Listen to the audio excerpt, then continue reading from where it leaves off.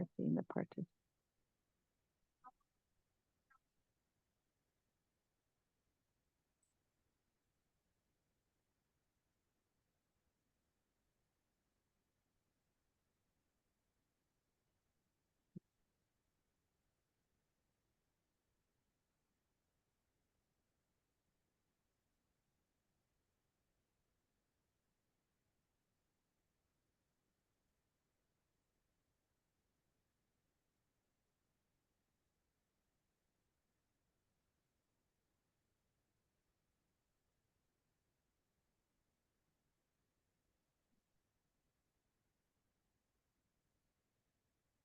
And there was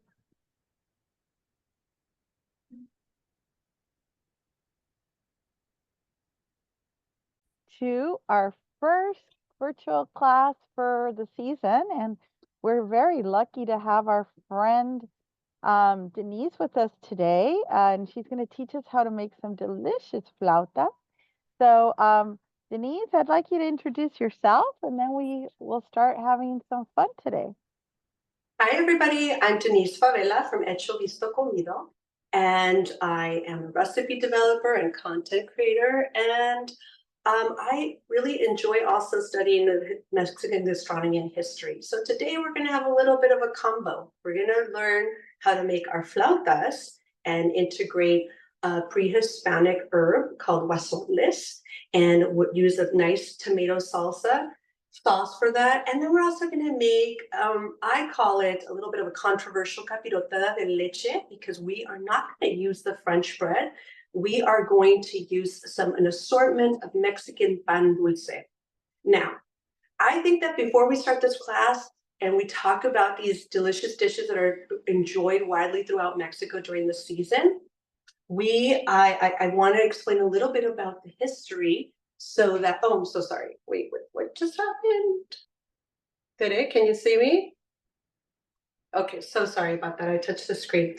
So I wanted to explain a little bit about the history so we understand how these dishes became iconic for the season. And I wanted to start first with this historical Mexican cookbook from 1858. Now, it's called the Cocinero Mexicano. And the first edition was from 1831. And it incorporated a recipe for capirotada.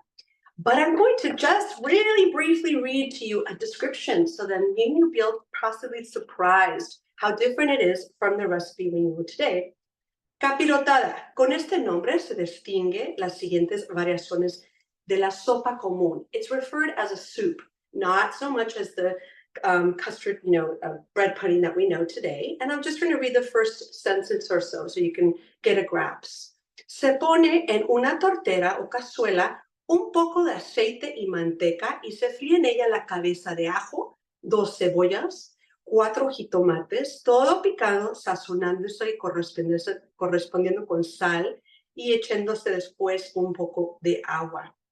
Now, with that said, it goes on to talk about this dish, and it includes what's more of a broth. It's a savory dish, and the first printed prior to this cookbook was actually in 1477 in Roberto Nola's cookbook, and it was referred to as an almondrote, and it included soaked bread in a beef broth with a piece of partridge. Nothing like the dish that we know today as capirotada, right? Not even the one made of piloncillo.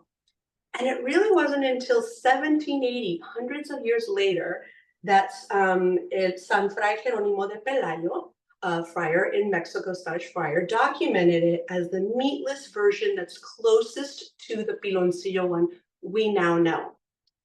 With that said, it really wasn't until the 1940s that capirotada became integrated as this national dish for Cuaresma. It was part of this nationalist project. And so I really wanted to put that out there so we understand the dishes that we're enjoying today. And of course, the Huauzontles is known as Aztec broccoli.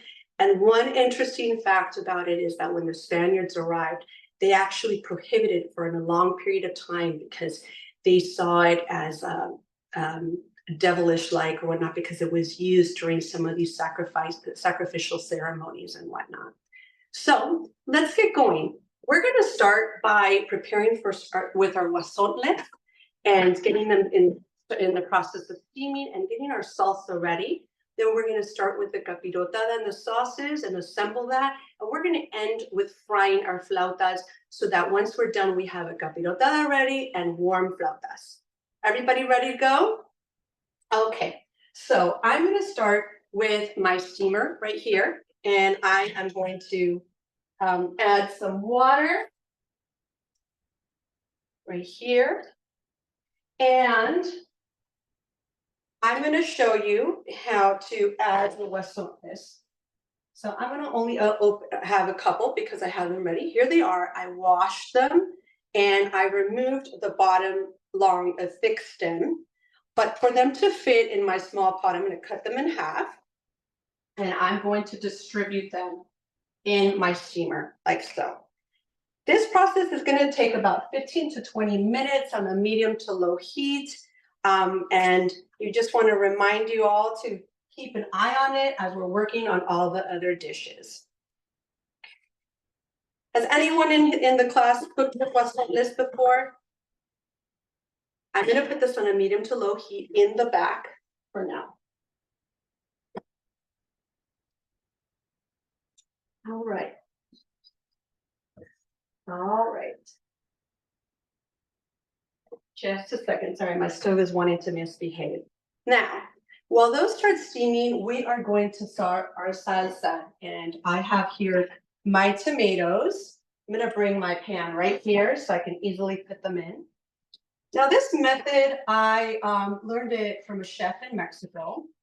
And I really enjoy it because it allows for it to cook a little bit quicker, but also for all the juices and the sugars of the ingredients to come together. And so you end up with a sauce that is, a little bit spicy and savory, but it has a little bit of those natural sweetness and sugars of the tomatoes and the onions. So I'm going to add all my tomatoes to my pan. I'm going to add my garlic clove, peeled, and I'm going to add just about half of an onion. No salt. And then I'm going to add a little bit of drizzle it with a little bit of olive oil and a little bit of water after about 5 minutes that it's cooking, just to help those juices run and mix together. I like to chop some in small pieces. So I got some olive oil right here, lightly drizzle, not any measurement, no salt yet. And I'm going to add that right to the back and put that, let it cook for about 10 minutes. And a little bit, oops, wrong. I'm gonna just grab a little bit of water really quick to have on hand and throw it in there.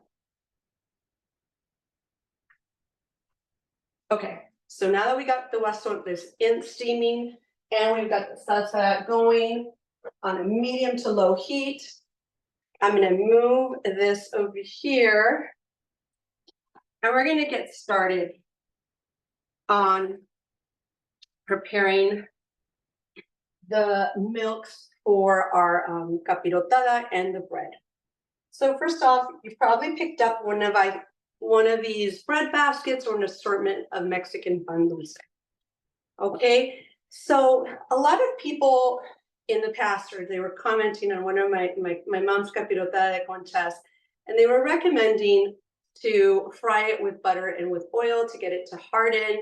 But really what I ended up doing is I bought my bread about 3 to 4 days ago, like this.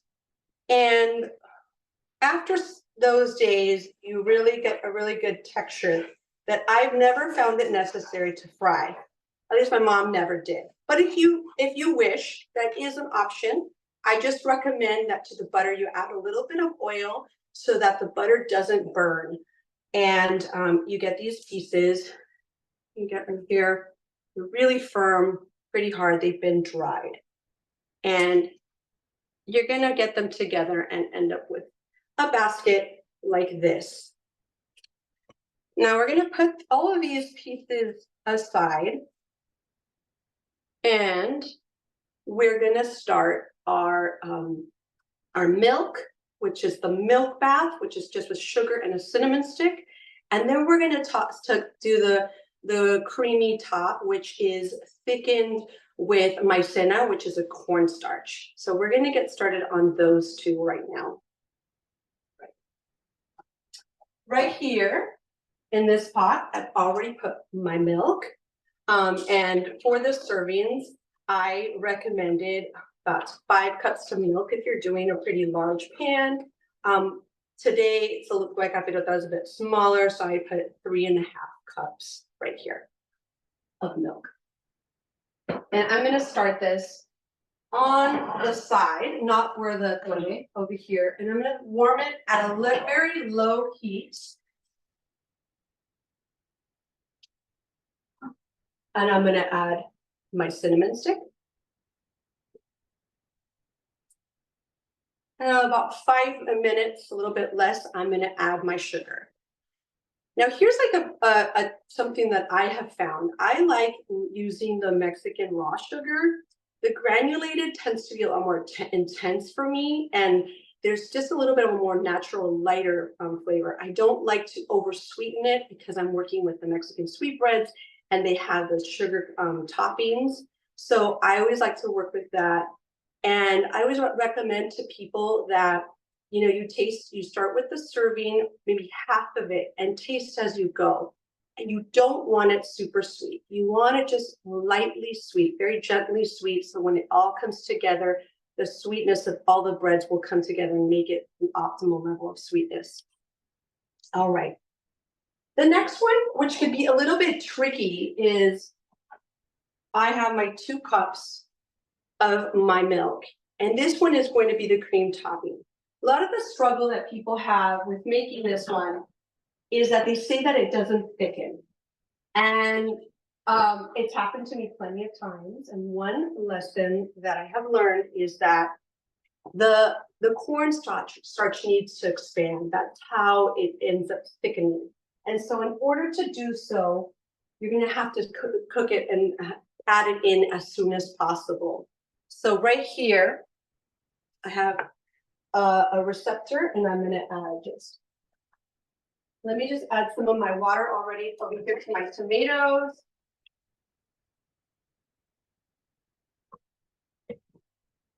And over here to this cup, I'm gonna add about 1/4 of a cup of water.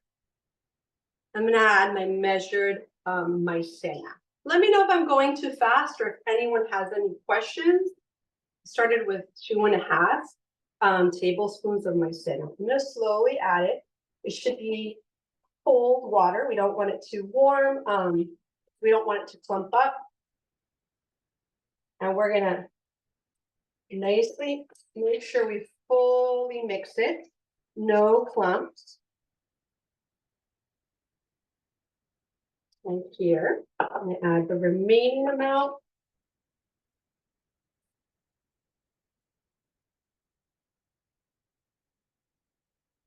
Some of the stuff over there. Okay. I'm gonna add that.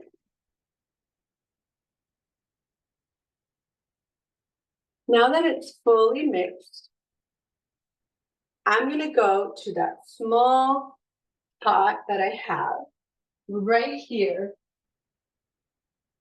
And I'm gonna add the diluted maicena.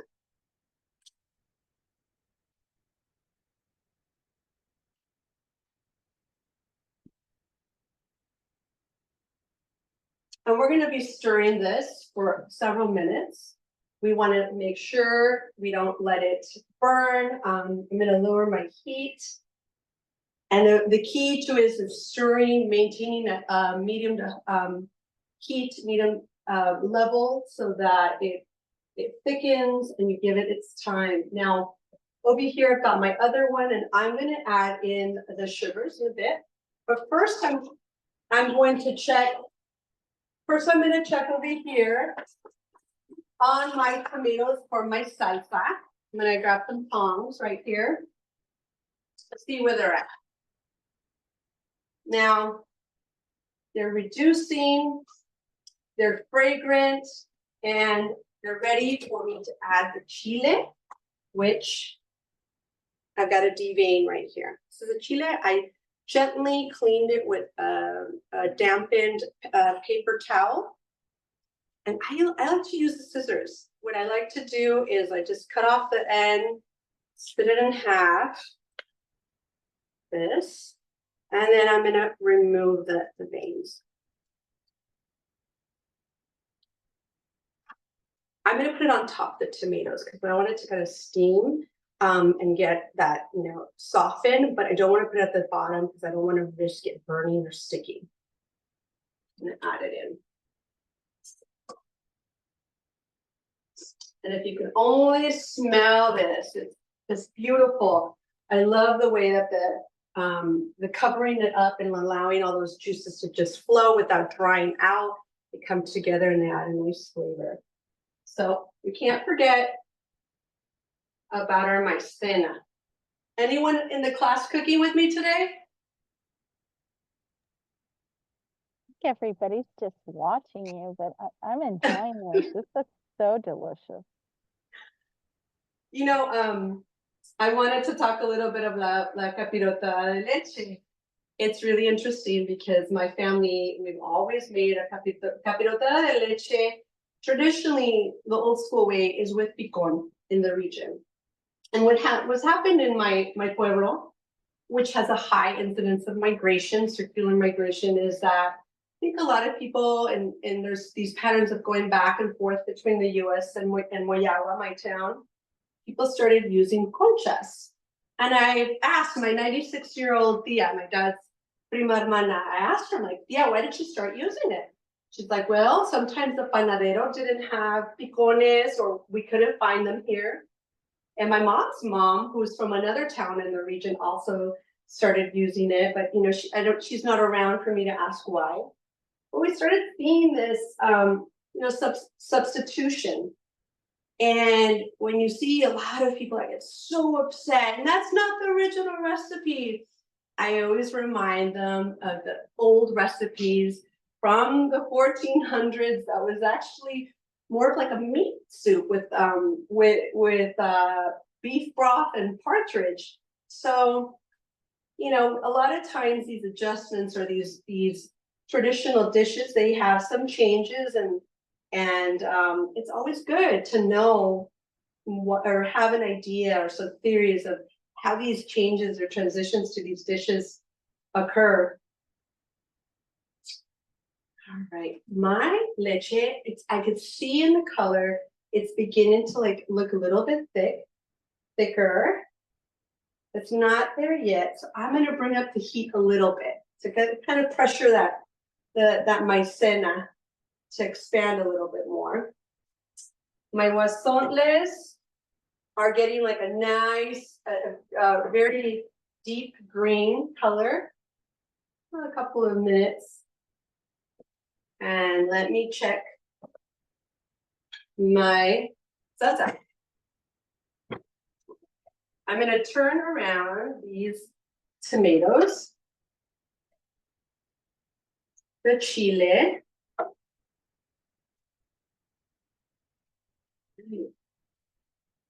You're a big multitasker, my friend. Imagine the señoras when you go to Mexico, they're flipping tortillas, guisando, and they're having a full conversation. They're not even looking at the stove. Where's your little helper today? She just got home from school, and she's probably gonna try to sneak in here and steal some of the pink conchas or the white ones. Those are her favorite. All right, I'm gonna add my sugars to both of them, to the milk and to the cream type. So I have my sugars measured out right here. I'm gonna add it to this one. And I'm gonna add it to the other milk bath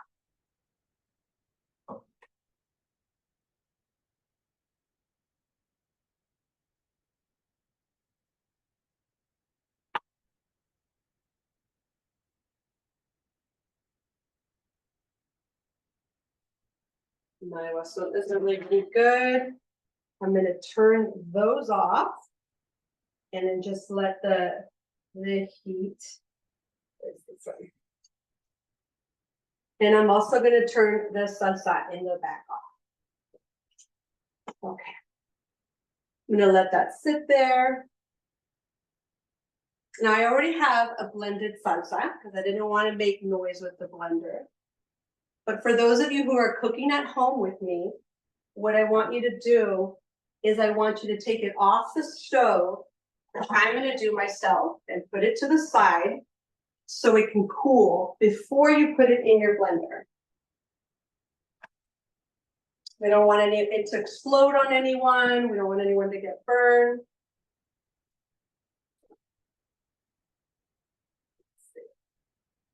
And this is the hardest part sometimes. This creamy topping is very similar to the process of preparing an atole with maicena. It's basically, a milk with a cornstarch. And as you know, it's all about timing and letting those starches expand. And it will also coagulate a little bit more once you stop cooking and it settles in and you add it to the top. But I'm going to try to get it as thick as possible before we move on. Now, for those of you who are cooking at home, if you've got an assistant, start cutting all your pan dulce and getting it ready so that we can assemble it in our pan.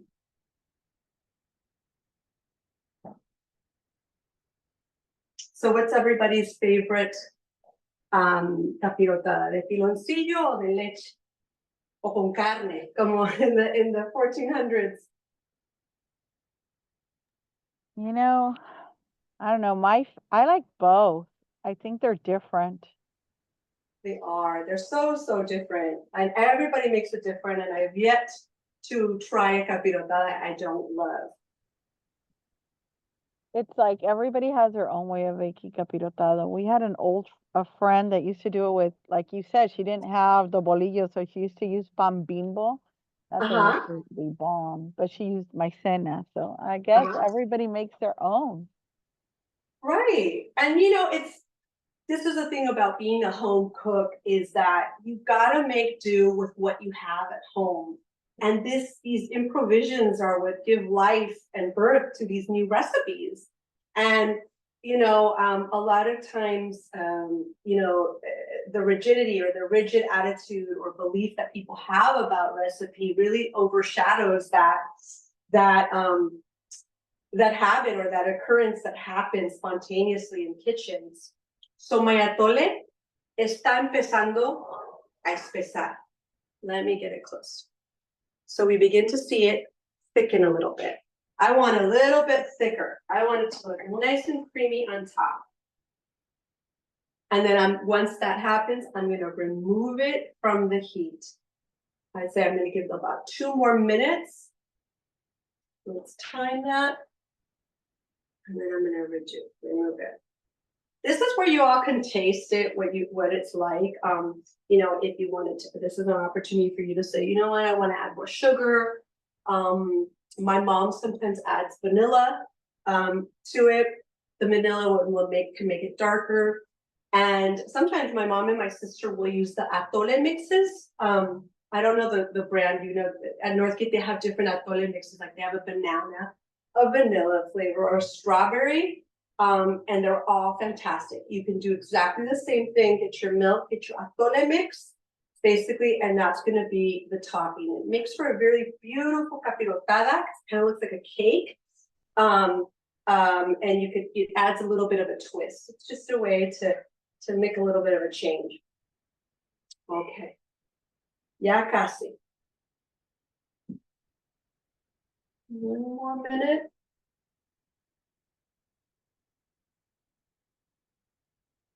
Okay. I'm going to remove it and let it cool. I'm going to also remove from the heat the other leche.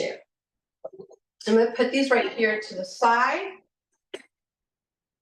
And I am going to bring one of the huauzontles here to the front to teach you all how to clean it and what you're looking for.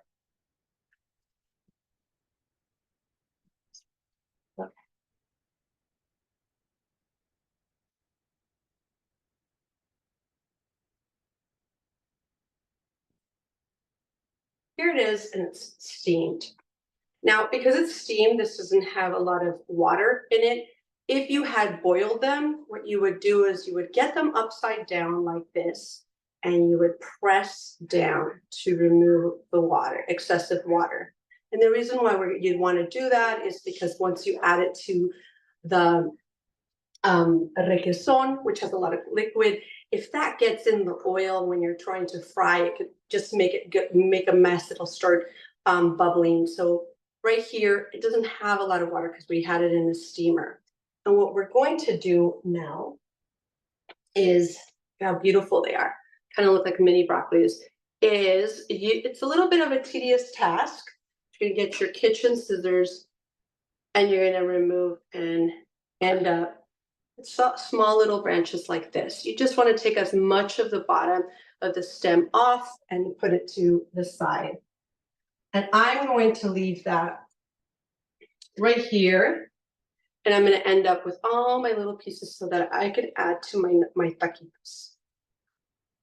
Now, for the salsa, once it's cooled, you're going to blend it and you're going to end up with a nice creamy salsa like this, sauce. That it looks like this. I have it already just pre-made on the side, but if you're at home in your kitchen, you can start blending it, or you can add some ice cubes, or just continue to let it cool until it's ready for you to put it in your blender and have it mixed to have it this consistency. We're not going to strain the sauce, so we want it really saucy and thick. Now, we're going to start assembling our capirotada. Got like a pan. Sometimes my mom would add tortillas to the bottom so that it doesn't stick.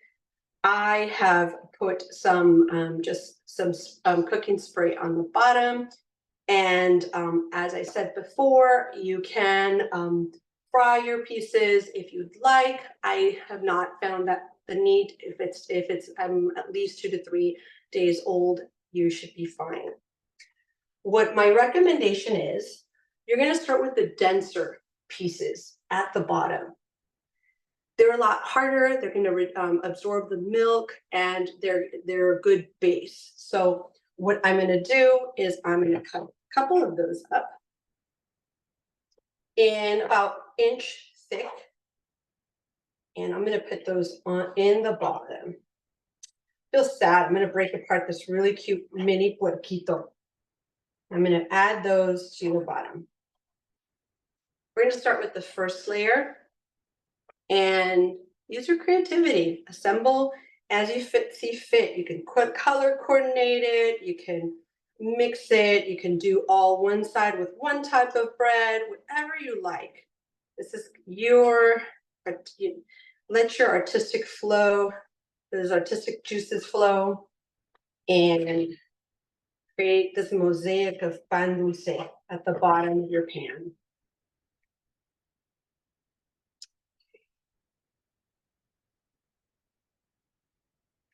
Got my conchitas over here. Sometimes you could rip some bread pieces apart so they can fit. And you know, I love this assortment that they have at Northgate right now because it's the Easter colors. So if you want, you could always take this to your Easter get together. I'm gonna bring the milk over here. And it's a warm milk bath. Now, like bread pudding, this doesn't include egg. So, and we're gonna just lightly shower it. The breads. We don't want to flood it with milk, just lightly, because this is going to be multi-layered and it's all going to come through and soak. And remember, we've got the more dense pieces of pan mexicano at the bottom, and so they're going to be holding it up, and we'll top it more with more of the conchitas.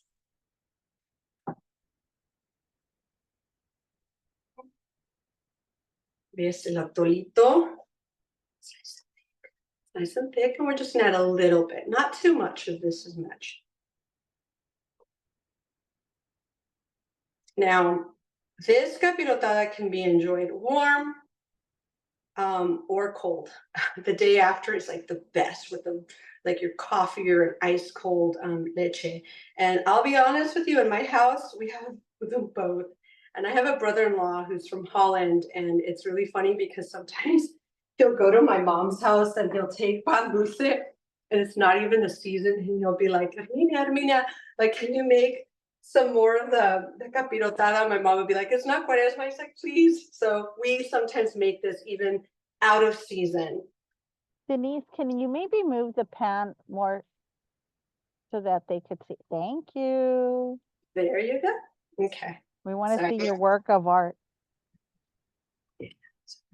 I'm gonna mix in all the colors. They're so pretty, the yellow, the pink.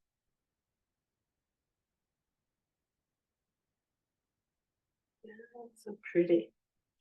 And I like that it's like a bright pink. Maybe some chocolate ones. My little girl doesn't really care for the chocolate ones, so I'm gonna hide those in the bottom so she doesn't get upset.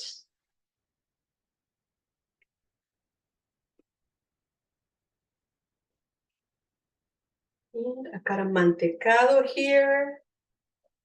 Those are a nice surprise. Those are not as dense, and that's why I'm gonna add this one at the top.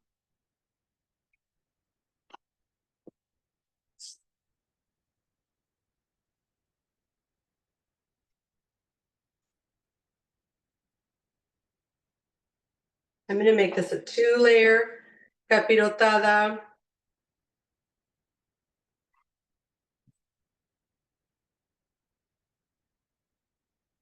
Squeeze some in. I left some of these. Some of these ends, I kind of like to leave them towards the end so they can be kind of like decorative and kind of just pop out.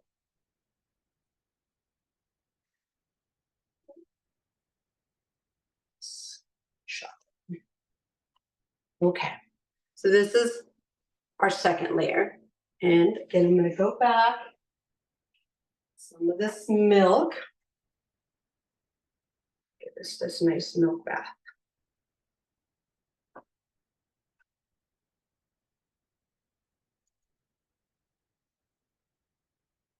Someone was telling me that they have something similar to this in Teocaltiche, Jalisco. Tere, that's Jalisco, right? It's on the border with Zacatecas. Yes. And she said, le llamamos sopa de pan dulce. And I was like, well, it might be the same dish, it might be slightly different, but it's kind of cool to learn and see. But it wouldn't surprise me because Teocaltiche is in the border with Jalisco, and it's a region that's really close to my region. So all of those communities, even if it's a different state, or somewhat interconnected culturally. Now I'm gonna come back to this. Let me grab the other spoon, a little bit bigger. Now this is gonna coagulate a little bit more once it cools. Gives it that nice milk dewy color. And of course you can proceed to cook it a little bit longer if you want it more gel in it, until like a little bit thicker. I want to come to your house. Yeah, if you could only smell this, come on over. It looks yummy. It probably smells delicious. It's the sugars that, even if it's just sugar, milk, and cinnamon, they kind of just give this beautiful scent. All right. Now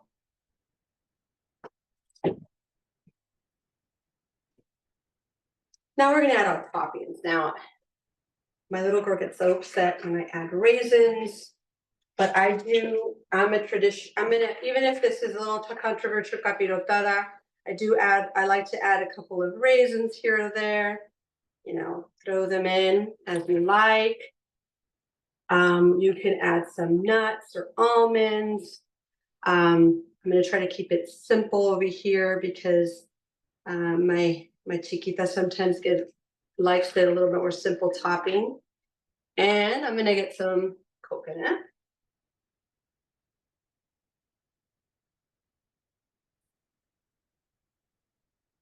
And finally, if you have some sprinkles, you know, you can add the rainbow color or there's the pink ones. I'm going to add some pink because I know this will make my little girl really excited. And you can pop this in this oven like at 200 degrees for about 15 minutes to further warm and bring those, or you could just let it sit. It's really a matter of preference. My recommendation is to leave some leftovers and enjoy it cold as well the next day. That's like one of my favorite times to enjoy it. But we are ready with our capirotada. I'm going to put this on the side, okay? All right. So now we're going to get serious over here, and we're going to start with our frying. Everybody's got their sauce ready? Did everyone start? I'm going to put a comal in the back here, and I'm going to put a smaller frying pan right here. I'm going to turn those both on. The comal, I'm going to leave it at medium heat, and the frying pan, I'm going to put it at a medium to high. I've got my tortillas right here, my requesón, my huauzontles. I am going to get another pan and start warming up this sauce. And I'm also going to get a plate and put it to the side of my frying area with some napkins so that they could receive the flautas when I'm you know, kind of capture any of those excessive oils. Now to fry, I'm gonna you know, there's a couple of ways that you could test your frying oil, whether you have a little piece of bread, or if you have a kitchen thermometer. We're gonna try to get it to about 350, 360 and get it ready to fry. In the meantime, I've got my requesón and I've got my huauzontles. And this is where you can modify and do this as you like. I'm going to make some flautas because not everybody likes huauzontles in the house. And I'm going to mix in, when I put in the requesón, I'm going to add some huauzontles. And others I'm going to just do with requesón. You can also mix these in with your sauce and then just top your flautas with it. It's really a matter of preference. Now, when you are done with this, if you have any leftover huauzontles, keep in mind, I love to add this to my vegetable soup. I like to add it to my tacos as a topping. I like to add it to even my my omelets. It's really a fantastic way of adding some of the many benefits of huauzontles. I think it has a lot of iron. Let me just look up. It has calcium, phosphorus, vitamin A and C, and it has a lot of potassium and vitamin E. So it's just a really beneficial herb that adds like a nice flavor to your meals. And you know, don't overlook it when you see it at Northgate. Okay, so I'm going to get my thermometer here, and I'm going to get another pan over here to warm up my sauce. We got this stuff. I'm going to add my sauce over here. Let me turn this over so you guys can see a little bit more. Put my sauce over here. And lightly warm that. Here's my thermometer. And while that warms up a little bit more, I'm going to start warming tortillas and assembling my flautas. Now there's a lot of hacks. One of my friends, you know, shared with me adding like a dab of like flour water to close them. Definitely you want to warm your tortillas when you start and get them nice and soft and flexible. And once we're doing that, I'm going to bring down the camera and show you how I roll them and leave them. And then I put them in the pan so that they don't come apart. One precaution is that Requesón has a lot of, it's a cheese that still has a lot of fluid, and so does the Huauzontles.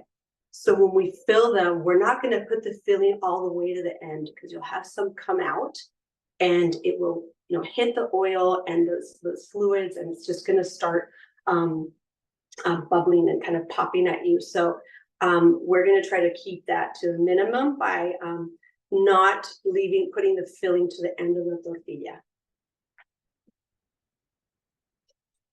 I've got a warm tortilla over here, and I'm going to test my oil. Check the temperature.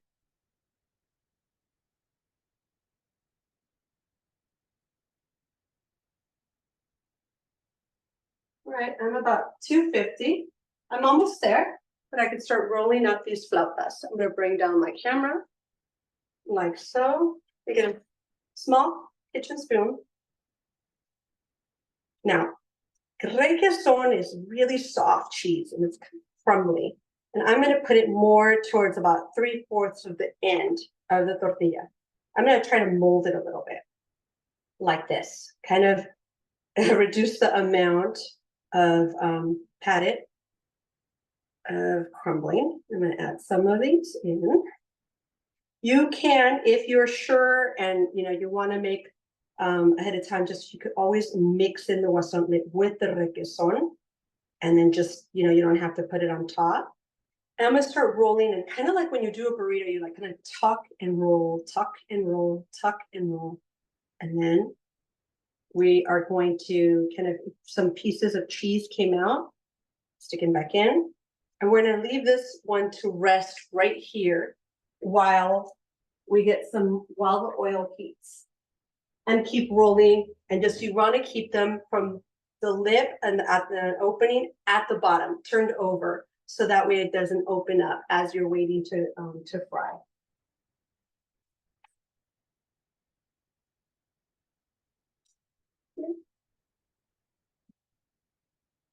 These tortillas, I love them because they don't come apart. They're nice and soft. They're the Northgate white corn tortillas, and they don't rip.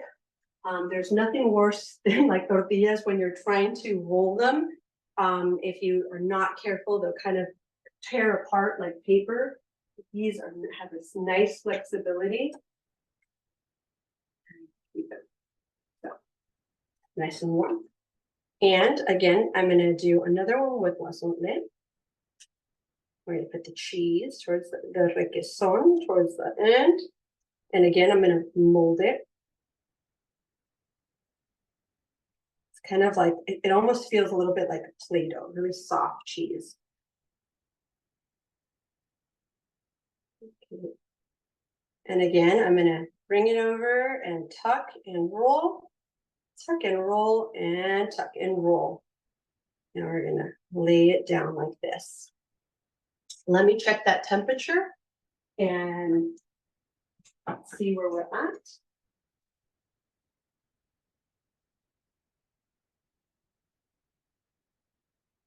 Okay, but almost there. I'm going to do one more, and then we'll go on over to the frying area. I love Requesón. My father's side of the family were cheesemakers, his maternal side. And my tia Gavina, which was my abuelita's youngest sister, made cheese. And her family still makes cheese in the pueblo. I used to love watching her in el patio of their home. And they would come and she would boil the meat. And I remember to make the Requesón, maybe Tere, you're more familiar. And they would pass it. She would have this sheet, this fabric bag, and they would just take out all the el suero. I'm not sure how you say that in English. And then she would make it into a ball, and we were done with it before we got to the table. It was so wonderful. So I'm gonna move the camera, and we're gonna come over and start frying. this space right here. Where we're going to come. Okay. This is not cooperating. Just a second. All right. Okay. Sorry if I'm making anyone dizzy out there. All right. We got my pan right there. I'm going to check the temperature one last time.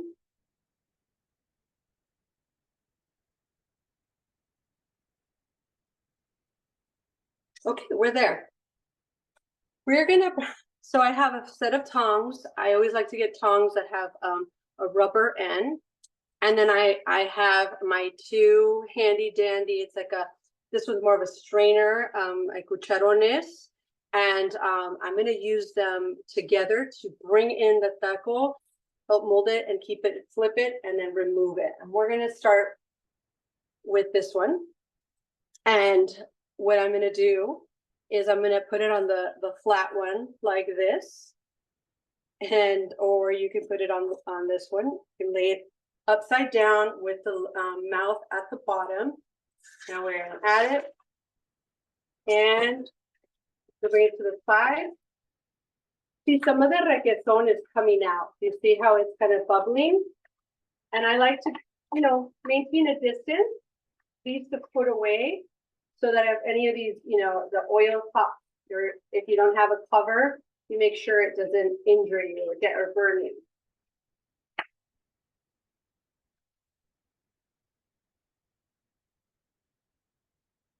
I'm going to give it about 1 minute, about 1.5, 2 minutes per side, depending on the level of crisp. And look at that. It's already a beautiful brown.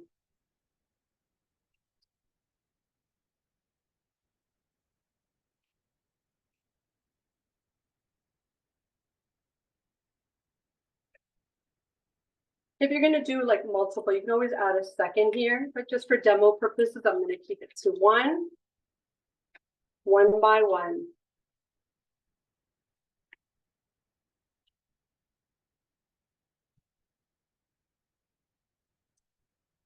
I'm going to give it a little bit more. I always love watching las señoras en las cenuderias in Mexico, and they'll have the disco with like 50 tacos and sopes, and they're just flipping, and I'm always amazed by that. And let's see. All right, my little brown, and I am going to get the strainer like this. I'm gonna hold it and lift it to the side. Get any excessive oil out, and we're going to bring it over to the side. You can always use tongs as well, especially once it's crisp, but you know, it's a matter of preference, and it's also a matter of like what tools you have in your house. So, you know, I'm gonna bring this one here. And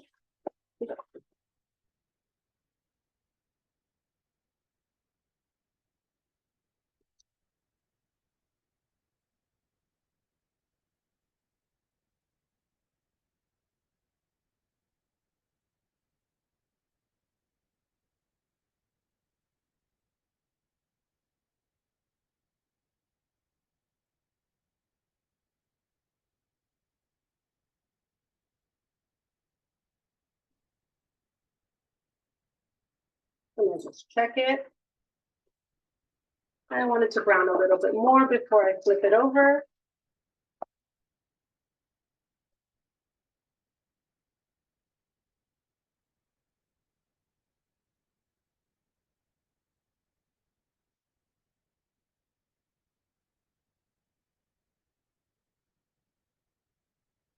It's speaking to me. I don't know, in its own language.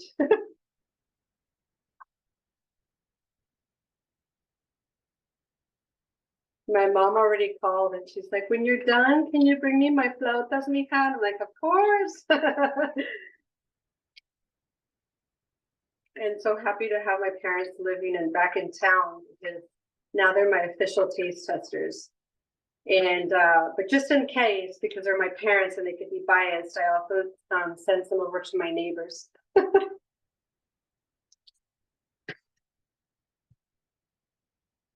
Okay.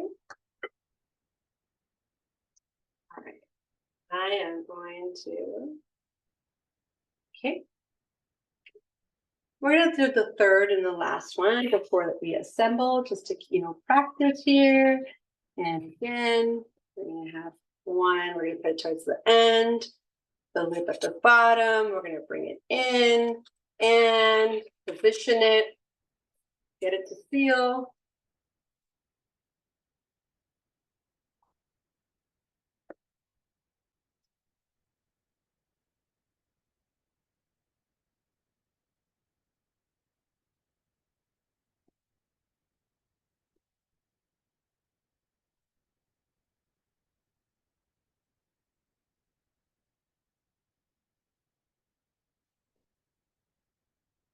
Oh no, it's not ready yet. Give it a minute.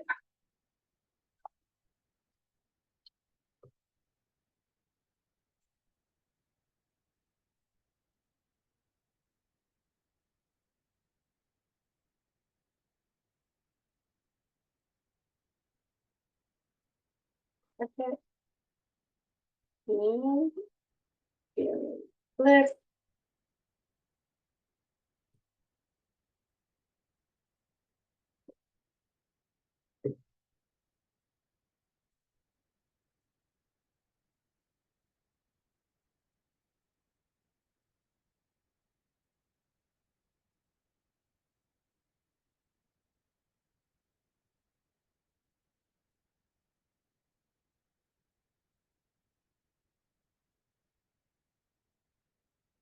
Okay.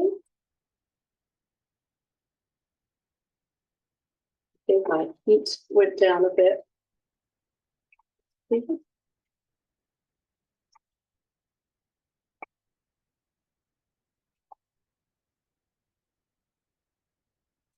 I reduced the heat a little bit, and then that's taking a little bit long. Okay, so we've got this one. Just straighten it. I'm going to turn off the heat for now, and we're going to assemble these apples. Got my plate. And I'm going to, that's right here. Two right here. Sauce on the top. I like to put a little cup of the sauce just to dip. If you'd like, you could always top with some cheese as well. And then I'm going to top with some Huauzontles. You can always put some crema if you like.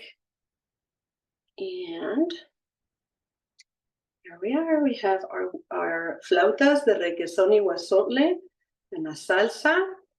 And I'm going to come right over here. And we've got our capirotada. Let me bring it on over. And we've got our capirotada. So we're all ready for our Cuaresma inspired dinner or lunch. And that's it. Gracias, Denise. It's Gracias a so ustedes. delicious. I think we all wish we were your neighbors and we could go eat something. But for everybody, we will be uploading the video in our website. So if somebody wants to see it at their own time. And thank you, Denise. Can't wait to have you invite us to your kitchen soon. And with all of you guys, I hope to see you guys Thursday as we work with Nicole, where she'll bring us her twist on capirotada. So hasta pronto, and thank you everybody for a wonderful evening.